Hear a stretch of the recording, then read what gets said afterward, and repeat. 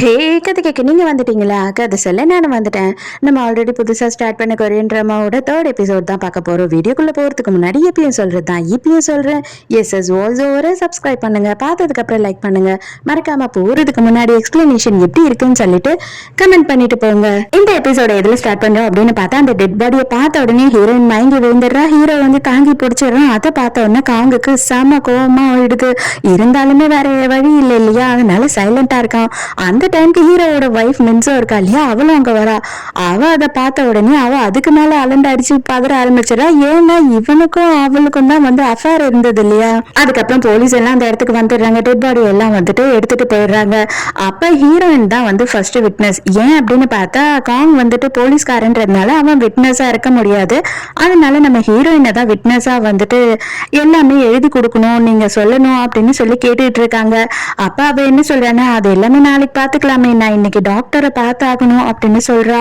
அப்ப காங்கமே யோசிக்கிறான், ஐயோ நான் உன் கூட இப்ப வர முடியாது, நான் இந்த கேஸ் விஷயமா வெளியில போகணும், என்ன பண்ண முடியும் அப்படின்னு சொல்லி யோசிக்கும் போது அந்த இடத்துல டக்குன்னு நம்ம ஹீரோ வந்துடுறான். நடுவுல வந்த உடனே நான் உங்களை டாக்டர் கிட்ட கூட்டிட்டு போறேன், நீங்க எந்த வகையிலும் கஷ்டப்படாதீங்க, இவ்வளவு வந்து எங்க ஆபீஸ்ல தான் இதெல்லாம் நடந்திருக்கு, அதனால நானே ரெஸ்பான்சிபிலிட்டி எடுத்துக்கிறேன், நீங்க போய் உங்க வேலையை பாருங்க காங் அப்படின்னு சொல்லிட்டு காங் கிட்ட சொல்லிடுறானா. உடனே ஹீரோயினுமே சரி ஓகே அப்படின்னு ஒத்துக்கிறா. அந்த டைமுக்கு இவங்களுக்கு வந்து இதை ஒரு வேலை அந்த சேர்மன் கிம் அப்படின்றவன் பண்ணிருப்பானோ அப்படின்னு டவுட் இருக்கு. ஏன் அப்படின்னு பார்த்தா, ஆக்சுவலா அந்த சேர்மன் கிம் அப்படின்றவனுமே இதே மாதிரி கழுத்துல கத்திய குத்தி தான் கொலை பண்ணுவானோ, அதனால அவன் பண்ணிருப்பானோ அப்படின்னு சந்தேகப்பட்டு இருக்காங்க. அந்த டைமுக்கு ஹீரோ வந்து மென்சோவை விட்டுட்டு ஹீரோயினை மட்டும் ஹாஸ்பிட்டல் கூட்டிட்டு போறேன் டாக்டரை பார்க்க அப்படின்னு போயிட்டு இருக்கும் போது அப்ப அவன் கேட்கறான், நேத்து என்னதான் ஆச்சு உனக்கு, திடீர்னு எதுக்காக நீ நடுவில் எழுந்து ஓடிட்ட அப்படின்னு சொல்லி கேட்கும் போது, நானே உங்ககிட்ட இதை பத்தி சொல்லணும்னு தான் நினைச்சேன், ஆக்சுவலா நான் இந்த குழந்தைய வந்து கலைக்க வேணாம்னு நினைக்கிறேன் அப்படின்னு வந்து இவனுக்கு எந்த ரியாக்ஷனுமே இல்லை. ஏன்னா இவனுக்கு எப்படி ரியாக்ட் பண்றதுன்னு தெரியல.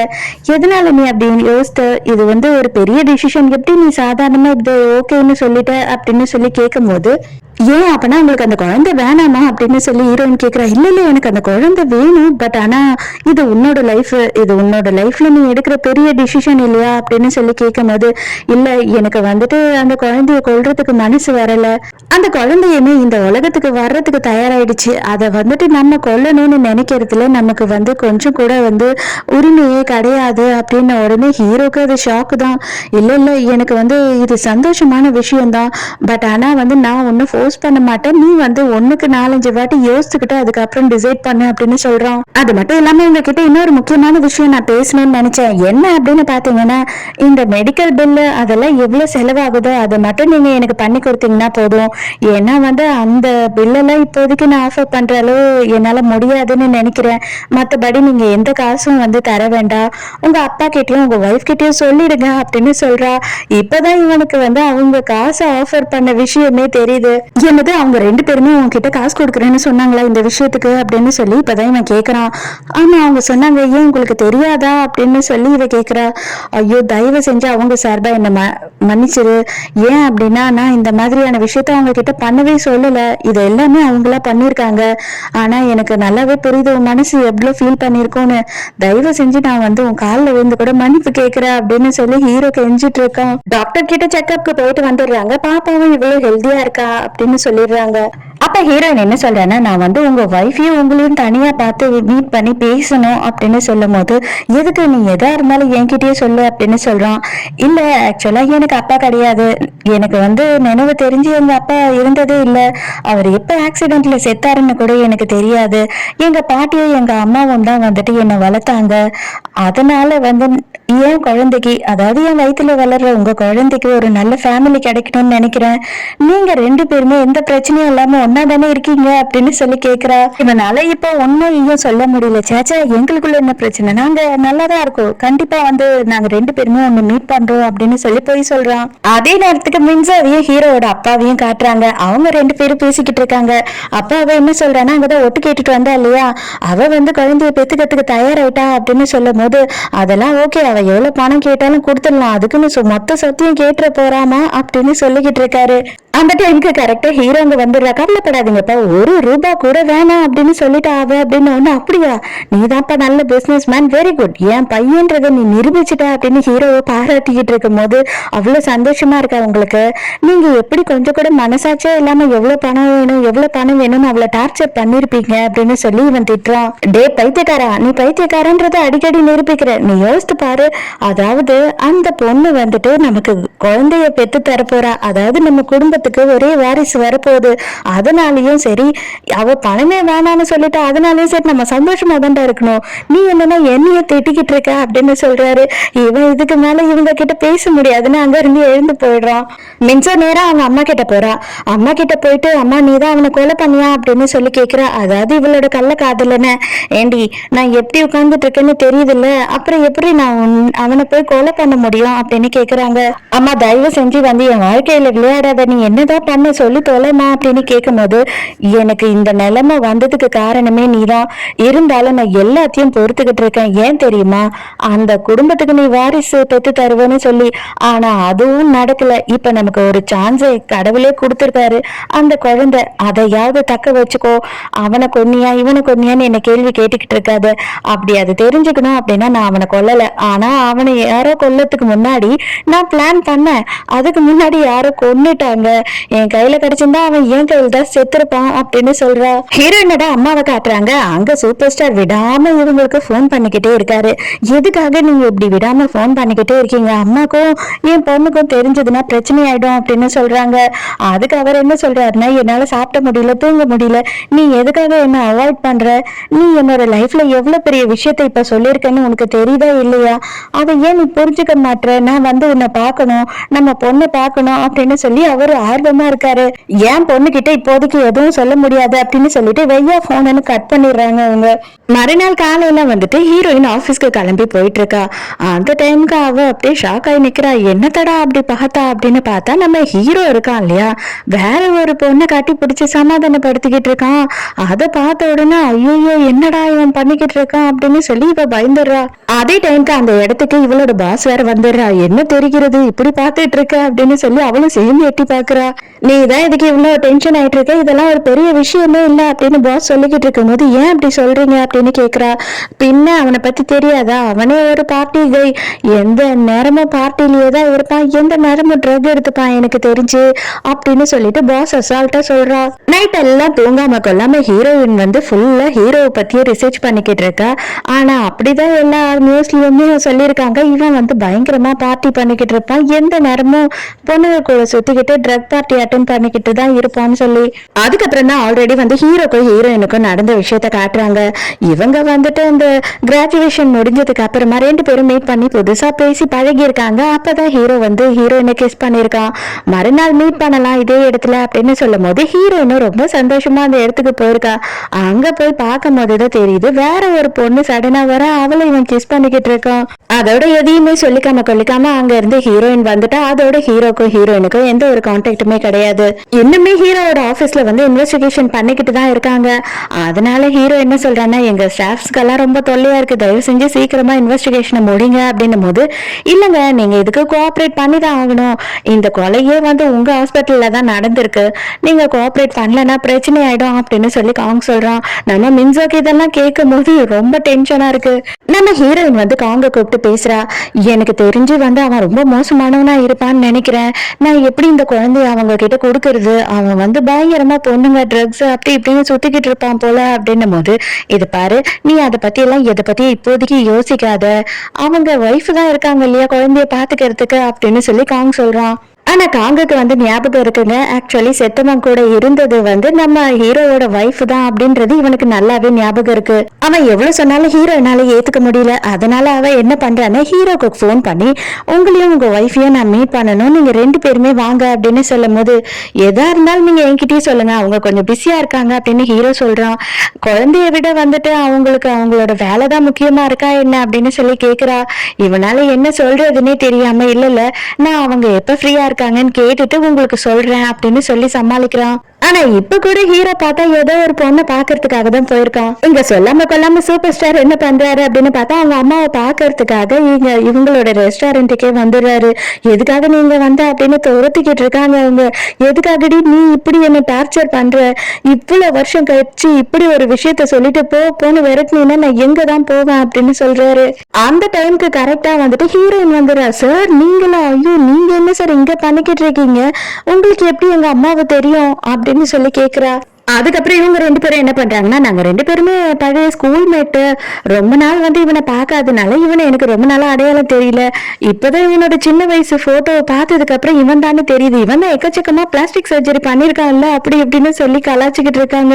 நம்ம 4 பேரும் டின்னர் சாப்பிடலாம் அப்படின்னு பாட்டிமா கூப்பிட்ட உடனே அவருக்கு ரொம்ப சந்தோஷமாயிடுது. ஐயோ பாட்டி சொன்ன ஐடியா ரொம்ப நல்லா இருக்கு, எனக்கு ரொம்ப பிடிச்சிருக்கு, நம்ம பெரிய ரெஸ்டாரண்ட் புக் பண்ணி அங்க போய் சாப்பிடலாம் அப்படி இப்படின்னு இவர் ரொம்ப ஆர்வம் ஆயிடுறாரு. இல்ல இவன் பிஸியா இருக்கேன் அப்படின்னு சொன்னா என்கிட்ட இப்ப போய் சொல்றான் அப்படின்னு இவங்க என்ன பண்றாங்கன்னா அவரை வெளியில போன்னு தடுக்கிறாங்க. அந்த இடத்துல ஹீரோயினோட ஃபேமிலி போட்டோ இருக்கு, அதுல அவங்க 3 பேரும் இருக்காங்க. அப்ப அதை பார்த்த உடனே இவர் பக்கத்துல அவருமே இருக்கிற மாதிரி கற்பனை பண்ணி பார்த்து சந்தோஷப்படுறாரு. அவங்க அம்மா விடுற மாதிரி தெரியல, அவரை தரன்னு எடுத்துட்டு வந்து வெளியில தள்ளி கதவை சாத்திட்டு போயிடுறாங்க. மறுநாள் ஹீரோயினும் அவங்க கார்ல போயிட்டு இருக்கும் போது அவ என்ன சொல்றான்னா, அவன் அவ்வளவு மோசமானவன் அப்படின்னா குழந்தைய நம்மளே வளர்த்துடலாமா அப்படின்னு கேக்குறா. இவனுக்கு கொஞ்சம் ஷாக்கிங்கா இருக்கு. தயவு செஞ்சு இப்ப இது மாதிரி எல்லாம் ஓவரா திங்க் பண்ணிக்கிட்டு இருக்காத, எல்லாம் நல்லதே நடக்கும், நீ டென்ஷன் அதனாலதான் உனக்கு என்னென்னவோ தோணுது அப்படின்னு சொல்லும் போது, ஏன் அப்பனா நம்ம வளர்க்க கூடாது அந்த குழந்தைய அப்படின்னு கேக்குறா. கால் வந்துட்டு அவனோட ஆபீஸ்ல போய் உட்காந்துமே அவனுக்கு இதே ஞாபகமாவே இருக்கு. ஏய் சஸ்பெக்ட் எங்க இருக்கான்னு தெரிஞ்சிச்சு, வாங்கடா போலாம் அப்படின்னு எழுந்து எல்லாரும் கிளம்புறாங்க. அப்ப பார்த்தா இவன் கையில ஒரு குழந்தை இருக்க மாதிரி இருக்கு. ஐயோ இந்த குழந்தை எப்படிடா என் கையில வந்தது அப்படின்னு பாக்குறான். அந்த டைமுக்கு அந்த குழந்தையோட மூஞ்சி அப்படியே ஹீரோயோட மூஞ்சி மாதிரி இருக்கு. அடே என்னடா பண்ற, எழுந்து வாடா சீக்கிரம் அப்படின்னு கத்தும் போது, ஐயோ சாரி நான் ஆக்சுவலி டைப்பர் மாத்திர டைம் ஆயிடுச்சுன்னு நினைக்கிறேன், நீங்க எல்லாம் போறீங்களா, நான் வரேன் அப்படின்னு சொல்றான். அந்த டைமுக்கு மின்சோ காட்டுறாங்க. இவளோட காரோட டேஷ் கேம்ல இருக்கிற மெமரி கார்டை தூக்கி வெளியில கடாசுறா. ஏன் அப்படின்னு பார்த்தா இவ கார்ல போயிட்டு இருக்கும் போதுதான் அன்னைக்கு நைட் அவன் எதிர்க்க வந்து நின்றுட்டு இருந்திருப்பான். சரி இது ஒரு சாட்சி வேண்டாம் அப்படின்னு தான் தூக்கி போடுறா. அங்க பார்த்தா கரெக்டா நம்ம கால் வந்து அதை எடுக்கிறான். அப்ப உடனே இவன் என்ன பண்றான்னா, இவன் வந்து இந்த போட்டோஸ் எடுத்தான் இல்லையா அதை காட்டி பேசுறான். அவ உடனே பம்புறா, இல்ல அவனுக்கும் எனக்கும் கனெக்ஷன்லாம் இல்ல, நீங்க எதுவும் தப்பா நினைச்சுக்காதீங்க, இது வந்து ஹாய் சொல்ற மாதிரியான கட்டிப்புடிதான், வேற ஒண்ணும் இல்ல அப்படின்னு சொல்றா. அப்ப உடனே அவன் என்ன சொல்றான்னா, ஃபர்ஸ்ட் ஒரு விஷயம் தெரிஞ்சுக்கோங்க, நீங்க தான் போலீஸ்க்கு ஃபர்ஸ்ட் சஸ்பெக்டாவே இருப்பீங்க, அது மட்டும் இல்லாம இந்த மாதிரி ஒரு மெமரி கார்டு நீங்க அங்க இங்க தூக்கி போடுறது உங்களுக்கே பேக் ஃபயர் ஆயிடும், இதை வச்சுக்கோங்க அப்படின்னு சொல்லும் போது, அப்பனா இன்னும் இது வரையில இந்த பத்தின விஷயம் எந்த போலீஸ்க்கும் தெரியாது உங்களை தவிர அப்படிதானே அப்படின்னு கேக்குறா. உங்க மேல போலீஸ் வந்துட்டு கொலை குற்றவாளின்னு சொல்லி சந்தேகப்பட்டாங்க அப்படின்னா கண்டிப்பா வந்து அந்த குழந்தைய உங்க கையில அவ கொடுக்க மாட்டா அப்படின்னு ஒண்ணு இவளுக்கு புரிஞ்சுது. ஓ அந்த குழந்தைய அதுக்கப்புறம் இல்லைன்னா நீங்களே வளர்க்குற மாதிரி ஆயிடும், ஆனா உங்களுக்கு வந்து அந்த குழந்தைய வளர்க்க வேண்டாம், அந்த குழந்தைய நாங்க வளர்க்கணும், அப்போ நான் ஜெயிலுக்கு போக கூடாது அப்படிதானே நினைக்கிறீங்க, சரி ரொம்ப சந்தோஷம், அப்பனா இனிமேல இருந்து நீங்களும் நானும் வந்துட்டு பார்ட்னர்ஸாவே இருப்போம் அப்படின்னு சொல்றா. இங்க அதே நேரத்துக்கு ஹீரோயினோட ஆபீஸ காட்டுறாங்க. ஹீரோ வந்து அங்க ரொம்ப வசதியெல்லாம் அவங்களுக்கு பண்ணி கொடுத்துக்கிட்டு இருக்கான். அவங்களுக்கே ஷாக் ஆகுது. அப்படியே சேர்ஸ் அது இதுன்னு எல்லாத்தையுமே செம சூப்பரா மாத்தி கொடுக்குறான். அவ ரொம்ப கம்ஃபர்டபுளா வேலை செய்யணும்னு சொல்லி ஹீரோயின் ஹீரோவை தனியா கூட்டிட்டு போய் பேச ஆரம்பிக்கிறா. அப்ப வந்து அவ கேக்குறா, நேத்து ஒரு ஆக்ட்ரஸ் கூட உங்களை பார்த்தனே, அவங்க உங்க ஃப்ரெண்டா அப்படின்னு கேட்கும் போது, ஆமா என்னோட ஃப்ரெண்டு தான் அப்படின்னு சொல்றான். அந்த டைமுக்கு பேசிக்கிட்டு இருக்கும் போது இன்னொரு பொண்ணு அங்க வரா. நீங்க எப்பவும் இந்த எந்த நேரமும் இப்படிதான் கேர்ள்ஸ் பார்ட்டிஸ் அப்படின்னு இருப்பீங்களோ அப்படின்னு சொல்லி கேட்கும் போது இவனுக்கு ஒண்ணுமே புரியல. நீங்க என்ன கேட்க வரீங்கன்னு எனக்கு தெரியல, ஒரே ஒரு நிமிஷம் இருங்க நான் ரெஸ்ட் ரூம் போயிட்டு வந்துடுறேன் அப்படின்னு போறான். அந்த டைமுக்கு ஹீரோட மொபைல் எடுத்து பாக்குறா. பார்த்தா அந்த ஆக்ட்ரஸ் மறுபடியும் இவனுக்கு மெசேஜ் அனுப்பியிருக்கா.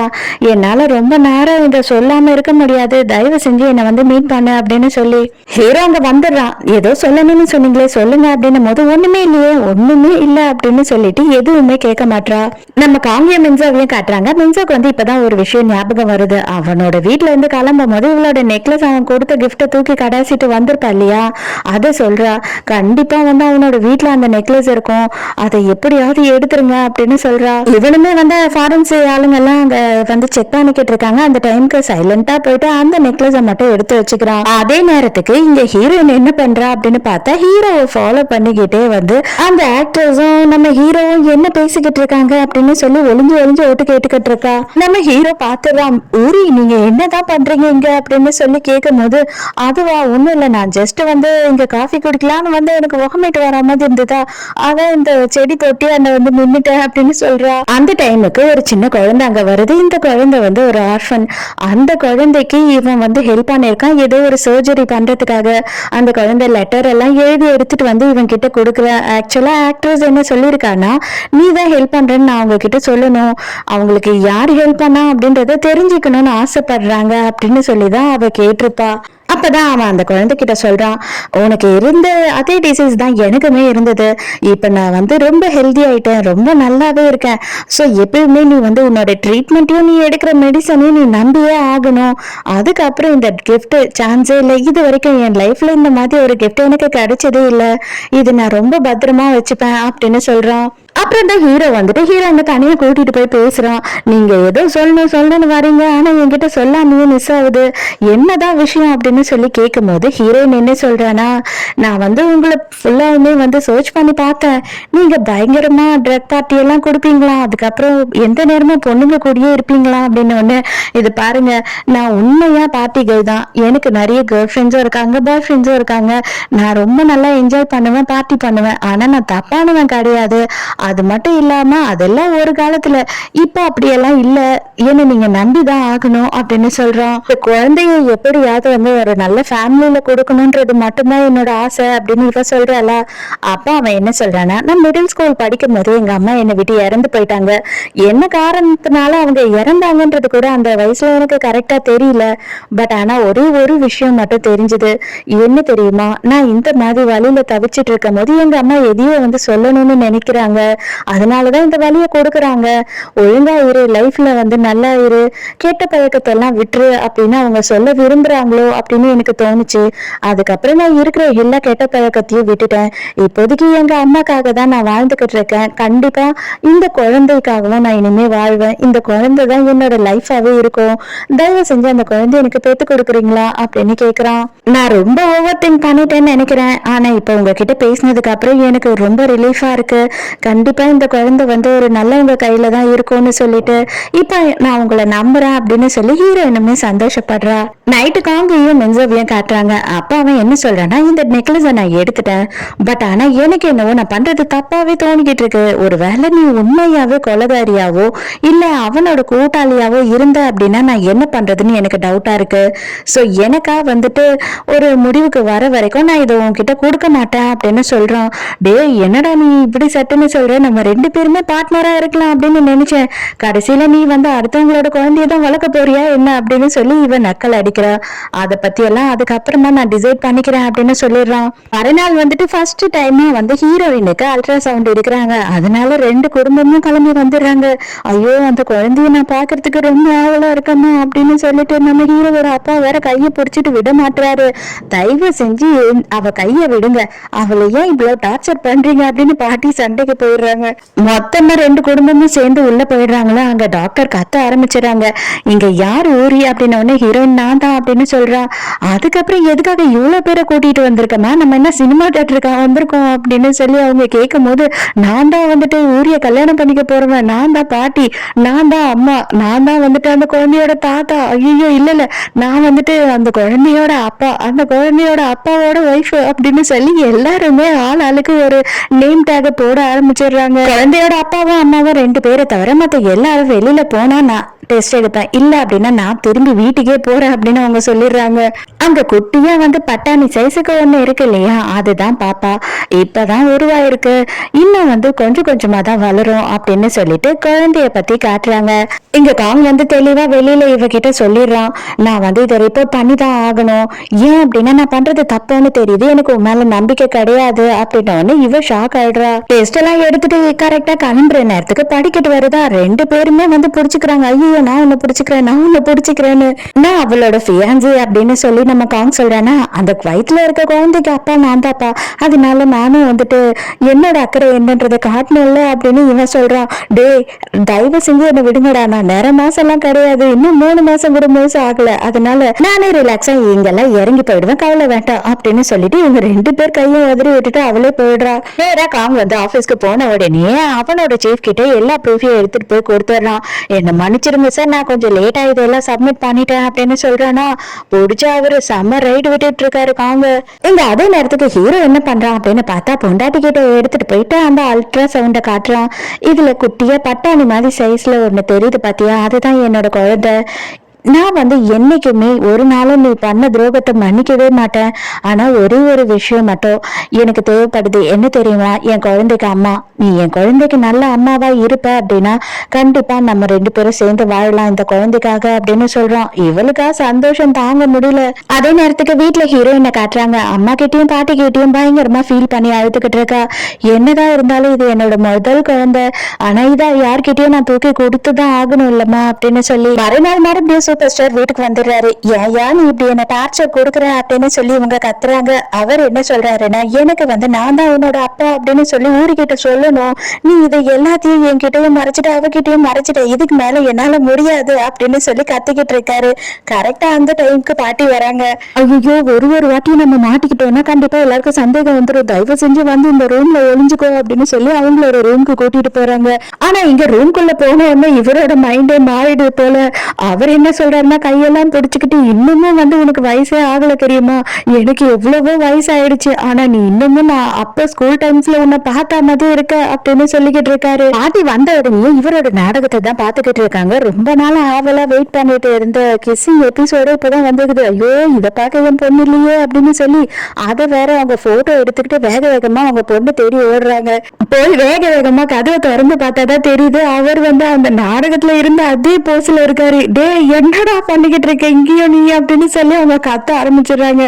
அதே டைமுக்கு காங்க நம்ம ஹீரோயினும் வந்து நம்ம ஹீரோவையும் அவங்க ஒய்ஃபையும் பாக்கிறதுக்காக தான் போயிட்டு இருக்காங்க. அப்பா அவ வந்து என்ன சொல்றான்னா, நான் உங்ககிட்ட ஒரு விஷயத்த சொல்லாம விட்டுட்டேன் அப்படின்னும் போது, என்ன விஷயம் சொல்லு அப்படின்னு கேக்குறான். நான் சொன்னேன் இல்லையா, என்னோட ஃபர்ஸ்ட் கிஸ் வந்து நான் கிராஜுவேஷன் முடிச்சதுக்கு அப்புறம் ஒரு பையன் கூடன்னு சொல்லி, அது வேற யாரும் இல்ல, ஹீரோ தான் அப்படின்னு வந்து இவன் செம்ம ஷாக் ஆயிடுறான். ஆனா ஆக்சுவலா அவனுக்கு அது ஞாபகம் இல்ல, அவனுக்கு ட்ரீட்மெண்ட் அது இதுன்னு போனதுனாலயா என்னன்னு தெரியல, அவன் என்ன மறந்துட்டான் அப்படின்னு சொல்றான். அப்ப அந்த டைமுக்கு என்ன ஆகுது அப்படின்னு பார்த்தா, ஹீரோவையும் பொண்டாட்டியும் காட்டுறாங்க. அவன் என்ன சொல்றான்னா, நீ அவளை வந்து நம்ம கிட்ட வேலை செய்யறவளாவே இன்னும் ட்ரீட் பண்ற, இனிமே கொஞ்சம் அவளுக்கு மரியாதை கொடுத்து கூப்பிடு அப்படின்னு சொல்றான். ஏன் ஊரின்னு கூப்பிடாம வேற எப்படி கூப்பிட முடியும்னா, அப்படிதான் கூப்பிடுவான், ஊரி அப்படின்னு சொல்லிக்கிட்டே இருக்கா. அப்ப அவனுக்கு வந்து ஞாபகம் வருது. அப்ப அவங்க என்ன பேசியிருப்பாங்கன்னா, அப்பனா நீ வந்து ஃபியூச்சர்ல ஒரு பெரிய வந்து பிலிம் டைரக்டராவோ இல்லைன்னா வந்து ரைட்டராவோ ஆயிடுவியா, அப்ப ஊரிதி ரைட்டர் அப்படின்னு நான் சொல்லவா அப்படின்னு சொல்லி இவன் அதையே சொல்லி அவளை கிண்டல் பண்ணிக்கிட்டே அப்படியேதான் கிஸ் பண்ணிருப்பான். அது இவனுக்கு இப்ப ஞாபகம் வந்துடுது.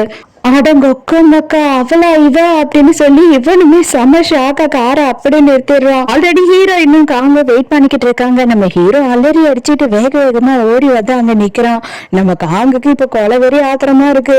இவன் தாங்க தெரிஞ்ச ஒண்ணு அவனுக்கு இன்னும் பயங்கரமா முறைக்க ஆரம்பிச்சுட்டான். அப்ப அவன் வந்த உடனே என்ன கேக்குறான்னா, ஆல்ரெடி நம்ம 2 பேரும் மீட் பண்ணிருக்கோம், ஒரு பீச் ஆண்ட உட்காந்து பேசிட்டு இருந்திருக்கோம், உண்மைதானே அப்படின்னு சொல்லி கேக்குறானா. ஐயோ, இவனுக்கு ஞாபகம் வந்துடுச்சா அப்படின்னு சொல்லி ஹீரோயினும் ஷாக் ஆயிடுறான். நம்ம காங்க செமையா ஷாக் ஆயிடுறான். இதோடய இந்த எபிசோட் முடியுது. இந்த எபிசோட் உங்களுக்கு பிடிச்சிருந்ததா, என்னோட எக்ஸ்பிளனேஷன் பிடிச்சிருந்ததான்னு சொல்லிட்டு மறக்காம எனக்கு கமெண்ட்ல சொல்லுங்க. சோ நாளைக்கு மறக்காம கதை கேட்க வந்துருங்க. நானும் மறக்காம கதை சொல்ல வந்துடுறேன். பாய்.